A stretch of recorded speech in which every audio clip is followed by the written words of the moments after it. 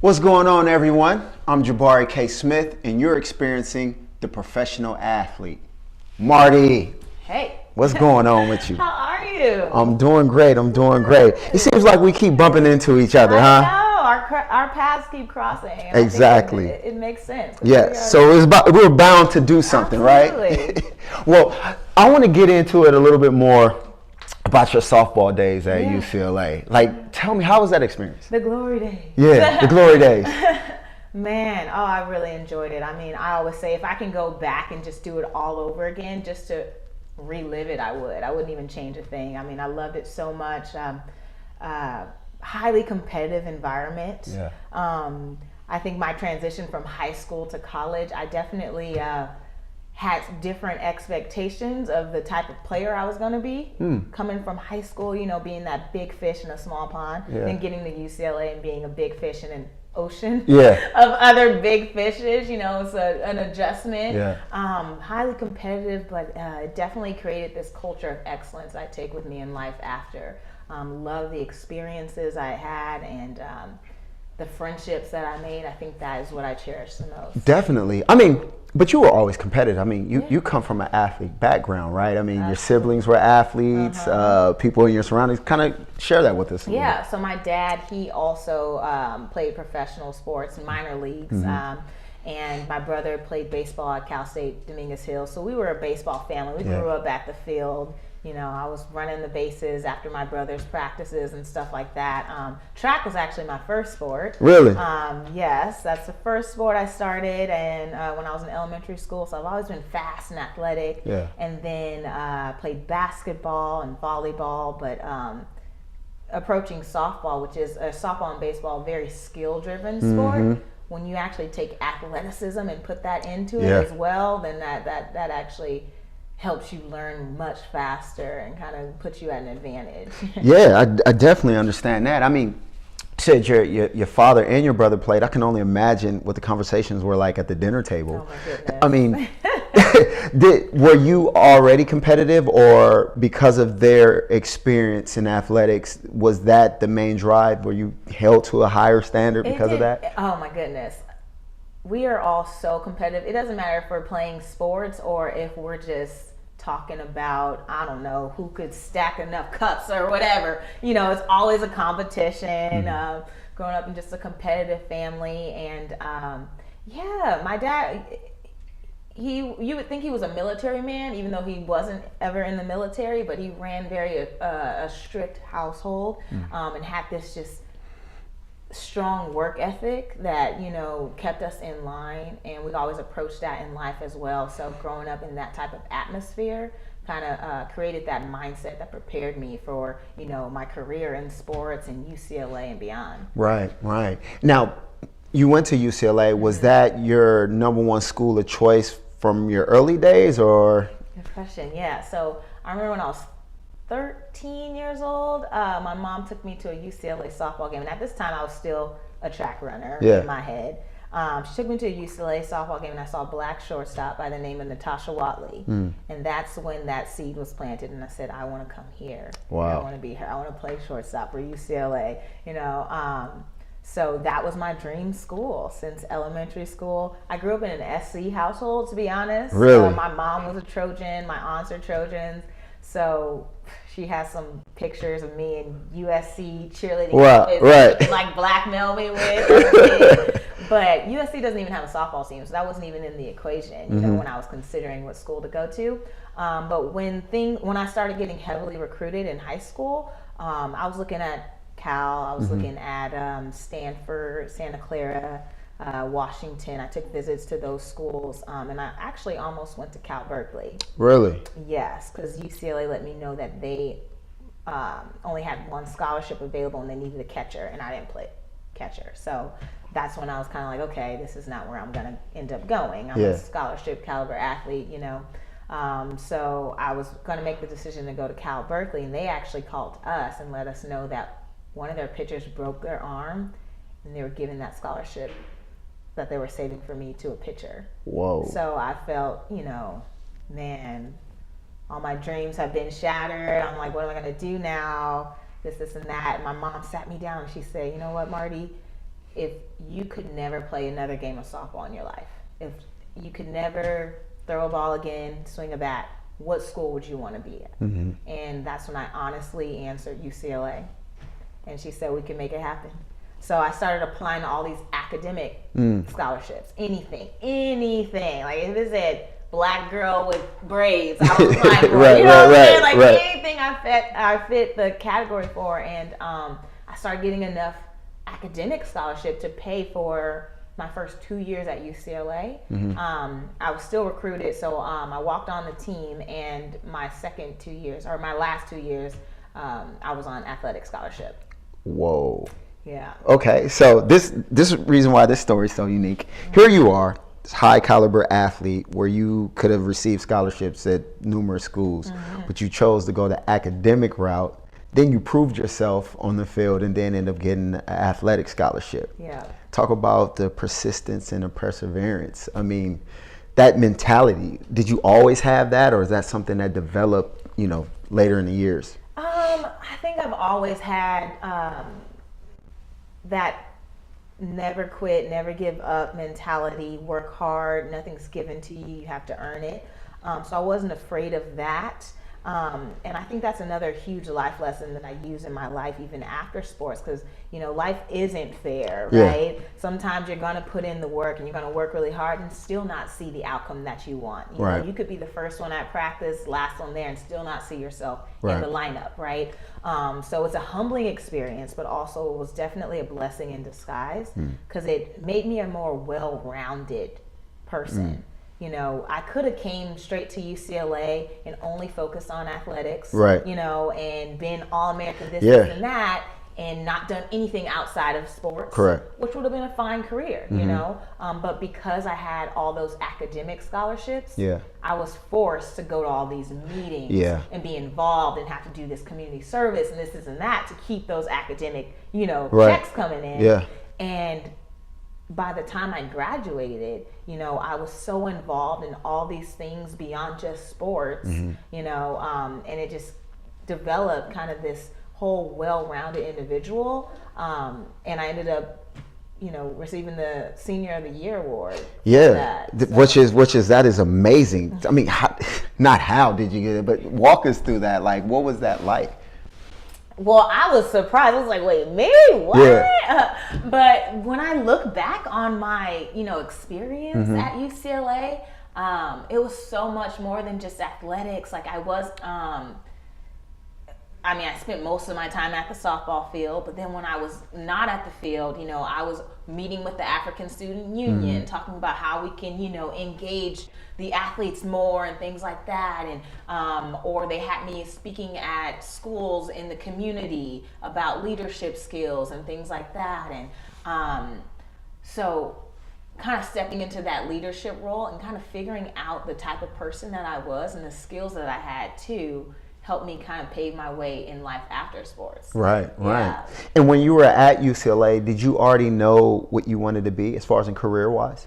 So I thought I did. Okay. I thought I did. I'm not gonna lie, I was very money hungry. Okay. When I was graduating, I was definitely ready to chase the dollar bills, and I wanted to get into architecture.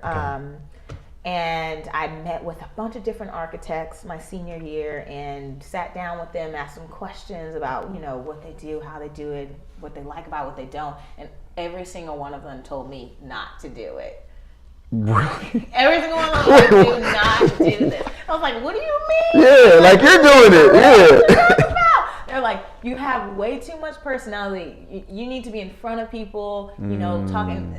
Also, they saw other potential in you. Okay. I said, because a lot of times, we see, a picture of what we want to do or what we want to be before we even get to experience what it's actually like. So going down and sitting with someone who's actually doing it and can really be honest and tell you what the ins and outs are like, the everyday life is like, and they were like, I just don't think you would enjoy this. They said, you should be the person that hires the architect. And I was like, okay, that makes sense. So look into more real estate and development and things like that. So I started working for Marcus & Millichap right when I graduated, which is a commercial real estate brokerage.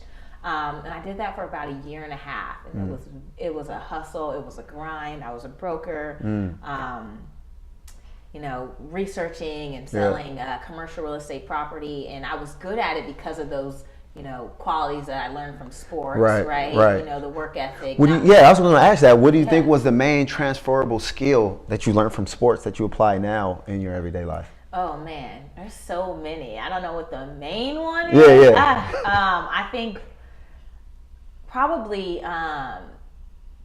managing failure, right, and bouncing back. Okay. Understanding that like it's okay to take risk, knowing that even if you don't get it the first time, you know, being able to bounce back and try a different way, right? And not letting that phase you to give up, because a lot of people have goals and dreams, but they give up so quickly when it doesn't work the first time. It's about who is consistent, right? Yeah, I like how you said that. Yeah, managing failure. And if you look at it like that, that's really what it is. I mean, us as athletes, we fail all the time. Whether we lose a game, we fail in practice. If we're doing something wrong, the wrong technique, that's a failure. But we were trained to not look at it as a failure. It's like, oh, this is what I need to correct. Yeah. So okay, I get where you're coming from. Yeah. What else? That's very valuable.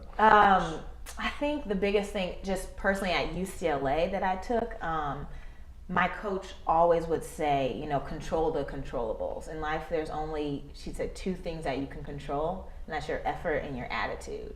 And when you think about it, you know, John Wooden's Pyramid of Success, the 2 bottom pillars are industriousness and enthusiasm, which is basically that work ethic and attitude, right? Yeah. So those are the 2 things that we ultimately have control over in life. You can't control like who the coach is putting in the lineup. You know what I mean? You can't really control the results all the time, but you can control, you know, the amount of work that you're putting in, right? You can't control showing up early, showing up on time, right? And being prepared, and also having that positive attitude while you're doing it, having that enthusiasm, which is contagious. It makes it better when you're on a team. So, you know, work in the professional field, working with a team, it makes me more valuable because I have that, you know, work ethic, and I also have that positive attitude. Yeah, no, you're absolutely right. That's extremely helpful. So I know you were at UCLA, you're playing softball. And softball is one of the sports that ends in college unless you play in the Olympics, correct? Yeah, so softball's supposedly coming back. Oh, that's what okay. So that's great. I mean, when I was going into my freshman year at UCLA, they had taken it out of the Olympics. So that was kind of, all right, well, this is where it's going to end after college. They do have a professional league as well. They have a small professional softball league. Okay.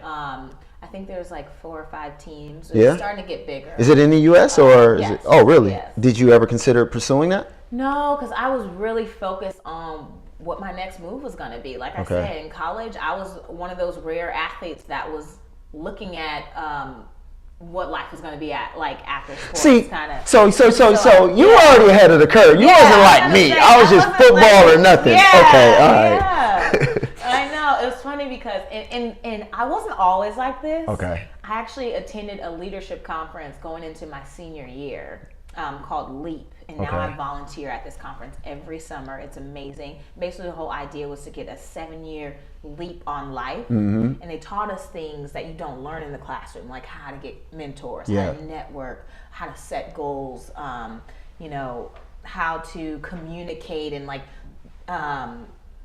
understand and recognize personality types and things like that, you know, that I never really thought about. And you learned this in college or high school? College. Okay. College. I wish I learned it in high school. No, I mean, that's still valuable to learn that in college. This is called LEAP. It's called LEAP. Man, shout out to LEAP. Right? Can I join now? I mean, it's too late. So I did that going into my senior year, and they also introduced me to self-growth and self-development in books like Think and Grow Rich or How to Win Friends and Influence People, like Dale Carnegie and things like that. And so I was reading. So we would go on away trips, and I'm on the bus and I'm reading these books, and I was also like very outgoing, one of the like, you know, teammates on the team that everybody really got along with. And they'd see me reading these books and they would laugh at me. And they're like, what are you doing? Oh, you're going to teach me how to win friends, Marty? Like, you don't need to win friends. Everybody knows you. You know, they make fun of me. And when I graduated, I had 2 job offers and 3 internship offers. And all my teammates were freaking out because they had no idea what they were going to do. I went on a cruise and was chilling that summer because I knew I had options. Wow. Because of the things that I set myself up for. Yeah. Thanks to this conference that taught me how to kind of put things in line and really helped those transferable skills directly connect to life after. Yeah. See, you're different from the rest of us knuckleheads that try to figure it out. That had to figure it out late in the hard time. Because I mean, you had a blueprint. I mean, from your experience with Leap, or just you understanding and staying focused, knowing that you were gonna, college was gonna be over and you was gonna have to figure it out. So like, that's crazy. Now that we're talking about it, have you, I guess, packaged up your blueprint so that you can, give it to others? Yes, okay. That's what I'm working on now, honestly. I'm working right now on a book. It's called The Utility Player's Guide to Life. So basically helping people, not just athletes, anyone who has an athletic mindset, right? Approach life and play these positions with, just competitiveness and, really enjoy their life. Even when it gets hard, right? Yeah. So I talk about 6 different positions. We're all a family member, right? We're somebody's son or daughter, we're a sibling, things like that. We're all a friend to someone, right? We are all, I say, students, even after you graduate. Oh, definitely, right? We're students in life, we continue to learn. We're all a professional in some way, or how you make money, what your career is, and we're all community members, giving back. So those are the positions I talk about and how to actually approach them with an athletic mindset. I like that. So am I going to see a podcast in the future or something? I don't know. Future. Let me get this book done first. I'm seeing the whole game plan here. No, what you're talking about is extremely valuable. And like you mentioned earlier, you was like, an athlete, it's not the physical, it's a mindset. Like I always use, an athlete, it's all 90% mental, 10% physical.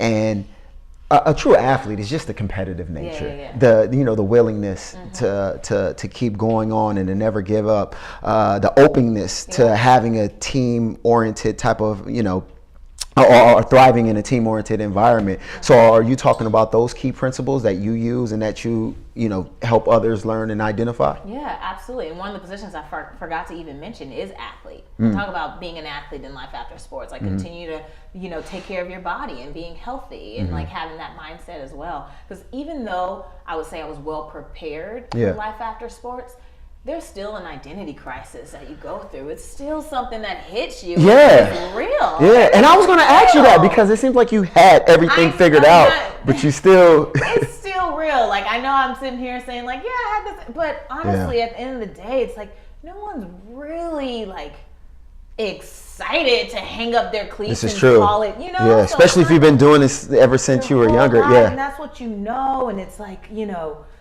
it's something that you're especially elite athletes, something that you're well versed in, right? Something that you're competitive in, you're at the top of the charts, and then approaching something else where you've got to start at the bottom again and work your way up to the top. It's a humbling, a hard pill to swallow. Yeah, who wants to push restart? Nobody does, no one wants to do that. Yeah. It's like, I don't think it's a question of, whether we're going to be successful, right, in life after sports. It's more of, like you said, when we're in our college sports, there's this blueprint laid out for us, and we kind of know, we put in X, Y, we'll get Z in return, right? But when you approach that life after sports, it's not a guarantee, when you're putting in X, Y, you might not get Z right away. It's not a question of, if we're going to be successful. It's like that when. It's that when and how. Exactly. It's the when and how. I don't know for sure. It's going to happen. I can't tell you exactly when. Yeah. And that's the hardest part. That was the hardest part. And then and I would even say it's a third component. The third one would be, is it going to be just as fulfilling as it was when I was playing too? Because athletes, we're hard workers. We understand discipline. We understand the grind, but it's like, we also understand the payoff. The reason why we grind so hard in sports, because we knew what it feels like to be on top or to win. So it's like to do that in another profession, you'd be like, is it worth it? Do I really want to go through it all over again too? Because you can have that burnout. So that's interesting you're saying that, because now, for a career, you're in a position to actually teach and educate that. So kind of talk to us a little bit about what you do now and how'd you get involved with Positive Coaching Alliance. Yeah, so PCA actually, Alex said they found me. Okay. Once again, being recruited. Right. Yeah. Just having that network, right, and like staying active in network, UCLA network too. And I was still, when I was at UCLA, I was the president of our Bruin Athletic Council, which is like student council. Okay.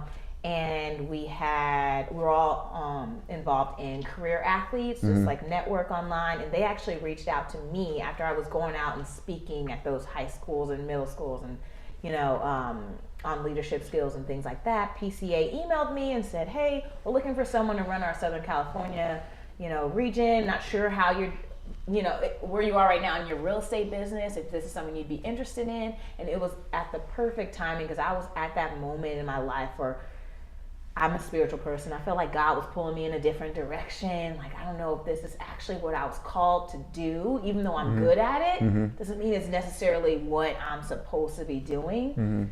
And when PCA reached out to me, I was like, wow, this is tailor-made to what I'm passionate about. Right. Teaching life lessons through sports. Yeah. Right? And I'm like, this sounds too good to be true. Oh my gosh. Like, is this real? Hold on. I was like, oh my gosh. And I've been with PCA for 4 years now. And that is what we do. Our mission is to create better athletes, better people. Wow. And so what are some of the things that you're seeing with being a part of PCA that positive change in these athletes? Because I was just talking to someone earlier about the mentality of athletes of today, so the younger athletes, the ones that are in high school now or in college. So what are some of the things that you're seeing that's changing? You know what, I would say that a lot of it is falling more on the parents. Okay. To be honest, like that's another conversation that I think we should also be focusing on, because it's one thing, what athletes have, their mindset and everything, and a lot of it, they're influenced by what their parents or coaches are telling them. Yeah. So a lot of the work that we do at PCA is help parents and coaches, really approach those conversations with their athletes to help them learn and like make those connections and how they can build their character through sports. So I always say, obviously sports can teach character, but it's not just going to happen just for you signing up and playing sports. You have to have the right mentors, the right coaches, the right parents involved, right? So we want to make sure that the coaches and the parents are educated in the right way, and that's what we do. Wow. We make sure that coaches are not just focusing on the scoreboard, they're also focusing on those life lessons and not sacrificing a life lesson for the scoreboard in youth sports level. Yeah. And so what are some of the challenges dealing with that? Yeah, we're seeing it when you turn on the TV and you're watching entertainment sports, and at the end goal when it comes to entertainment sports is to make money. Yeah. So we see those things and they're trickling down to the youth sports. We're seeing parents yelling on the sidelines, getting out of control, or coaches that are stuck in their ways. Really focusing on only winning, not playing a certain when they're so young, they really should be focusing on developing, learning to love the game. Exactly. So they stay and stick to it longer because we know the benefits that come out of playing sports. So we want kids to stay in the game longer, and I feel like they're quitting by the age of 13 because they're not having fun, and usually it's because of a coach or parent that ruins the experience for them. Yeah, do you think now in this climate of sports that is more pressure put on the kids? 100%. With the more opportunities that we see, scholarships, females in sports, all the above, there's so much, at the table that everybody wants to grab. There's so much talent too. There's so much talent. Kids are getting better and better at a young age, right? They are, I see kids out there doing workouts that I wasn't doing. The skill level starting very, very young. And you've got young kids age 5 already with private coaches and things like that. And it's like, that could be dangerous to their development, overuse injuries young and things like that. So, on one hand, it's great that kids are just, involved and participating in sports and the skill level is high. But on the other hand, it could be quite dangerous to their development, right?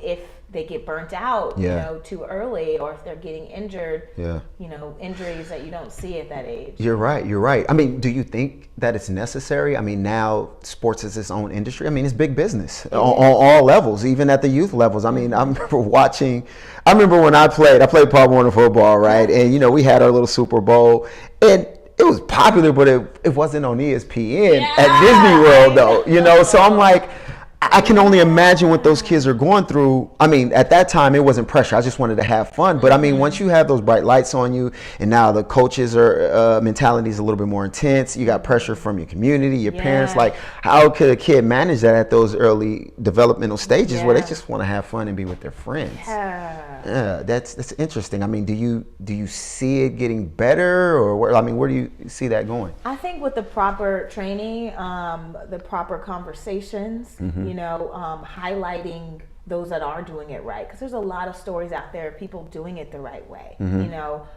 where we are developing these kids and teaching them the right way and teaching them how to be great teammates, you know, and making sure that they're having fun and they're sticking to it longer, right?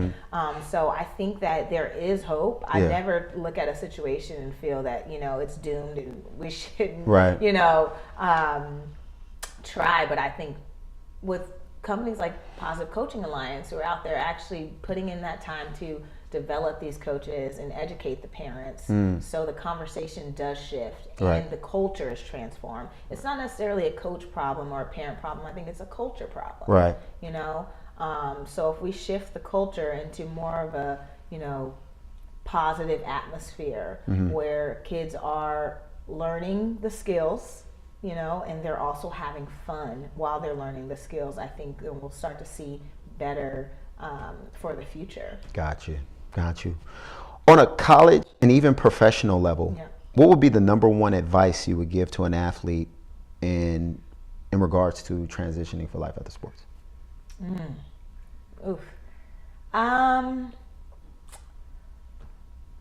I would say that a lot of them don't feel like they're prepared. It's just a different arena, you know.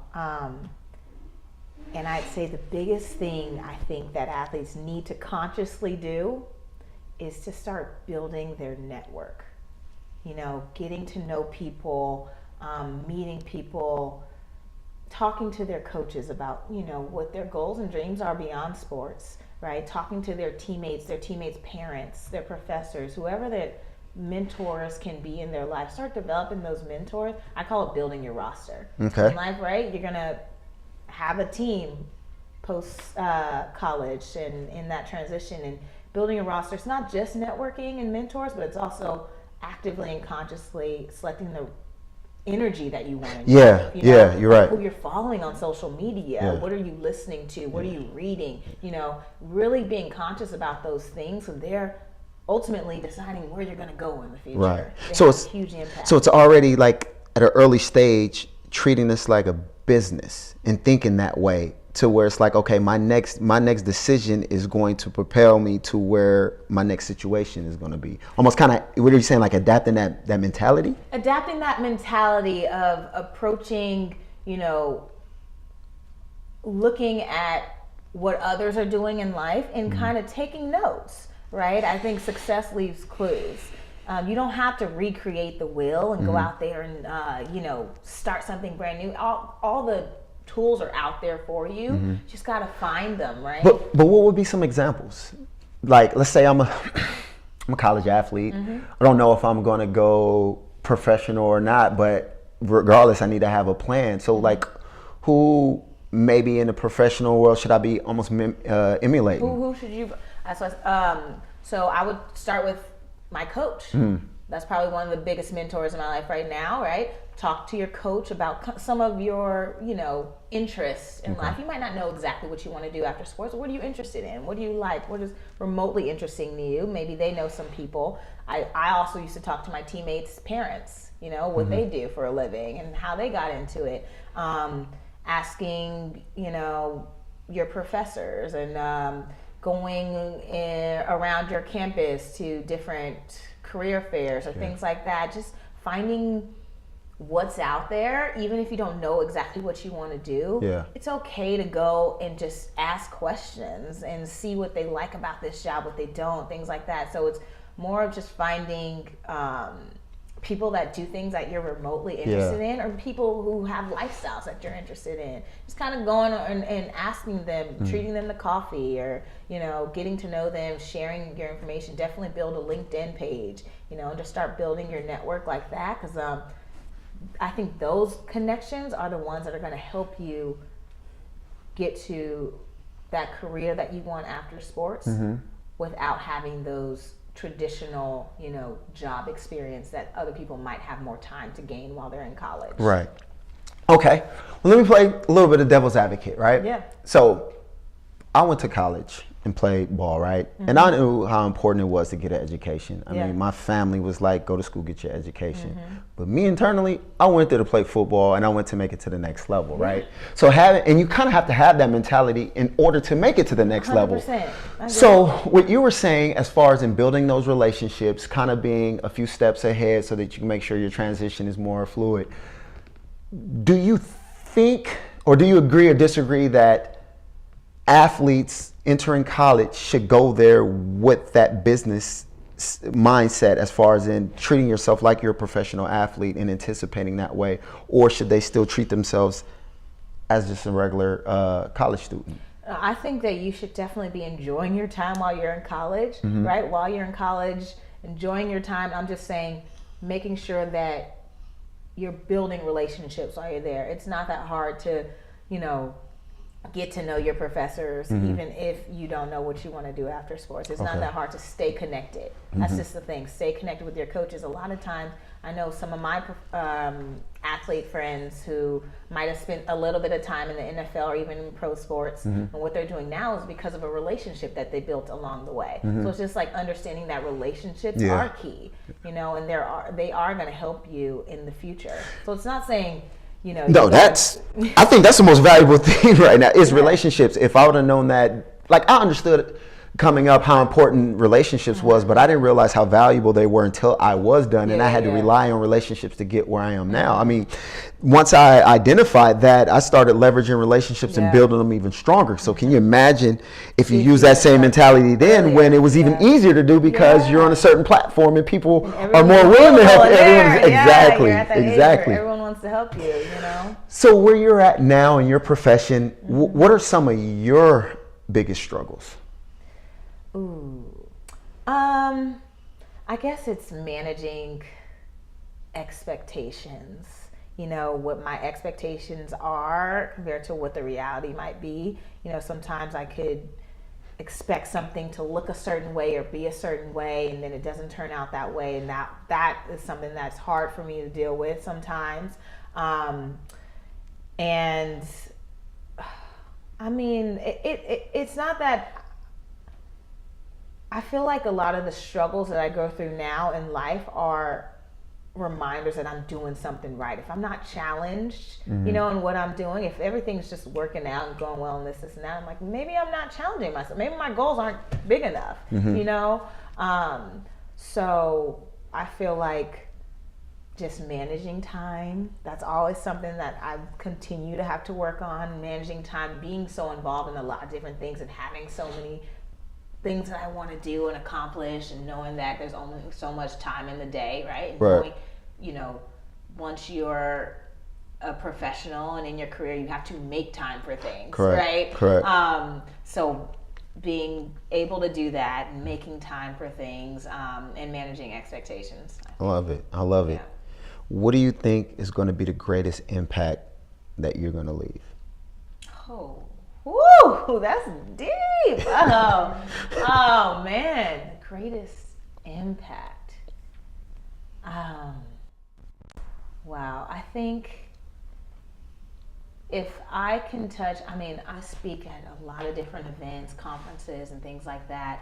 And I feel like if someone can leave and say, man, now I dream bigger, or now I believe that I can accomplish whatever, you know, I set my mind to. I think that is the impact that I want to leave. I always say I want to be you. I'm a spiritual person. I want to be used by God through helping others. Wow. And if I'm helping others and keeping others in mind in everything that I'm doing, that's the type of impact that I want to leave. Wow, amazing, amazing. Well, share with everyone, where can they find you? Where can, but first, before that, what's next? Because I already know it's gonna be some big things. But what's the next big project for you that's lined up? So right now it's getting my book, book, finished. You have the title? The ultimate. Okay, it's a working title. It's a working title. Right now, it's becoming the ultimate utility player in life, and we are also working on developing a podcast after that as well.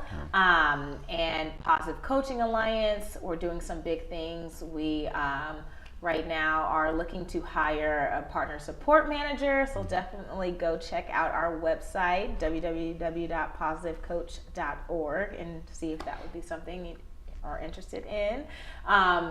And we are doing some big things right now with the Dodgers. We are now offering workshops for middle school students and elementary school students, not just athletes. Because we're just focusing on how to play together and be, great teammates and respect each other and things like that. So we're going to be doing that all throughout the LA Promise Zone schools.